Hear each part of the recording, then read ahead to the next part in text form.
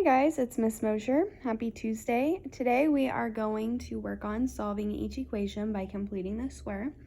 It's a perfect day to do some math as it's raining outside. We got Hershey here, my little assistant. We got a nice little fire going. It's fake, but still sets the mood for some great math. All right, so completing the square. Again, this is my method that I struggle with teaching because there's so many different ways to do it.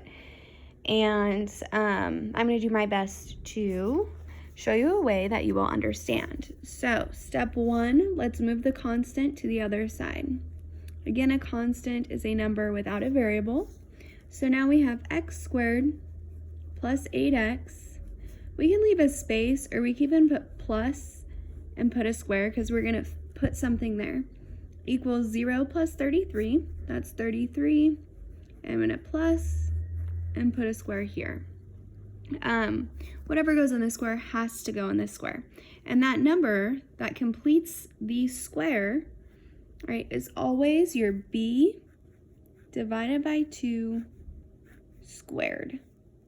So it goes ax squared plus bx plus c.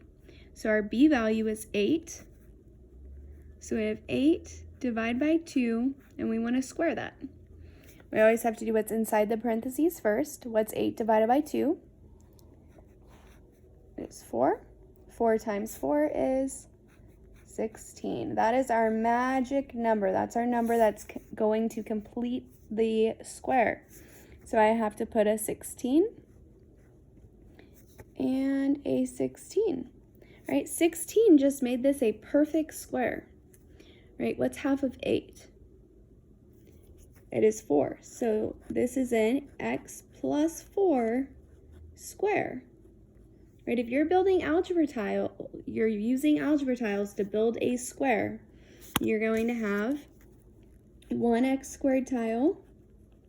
You have 8 x tiles, so half of those have to go on the side. 1, 2, 3, 4, and half of those have to go on the top. 2, 3, 4. So it leaves you with an x plus 4 by x plus 4. 4 times 4 is 16. You would need 16 1 tiles to make this a perfect square. All right, so now we have x plus 4 squared equals 33 plus 16. 6 plus 3 is 9. And 3 plus 1 is 4, so that's equal to 49. All right, now this is called perfect square form. So what we want to do is we want to undo the squaring to get x by itself. So we want to square root both sides. The square root and the square will cancel, and that just leaves us with x plus 4 equals. Now you have to remember, whenever we take the square root of a number, we have to account for the negative and the positive.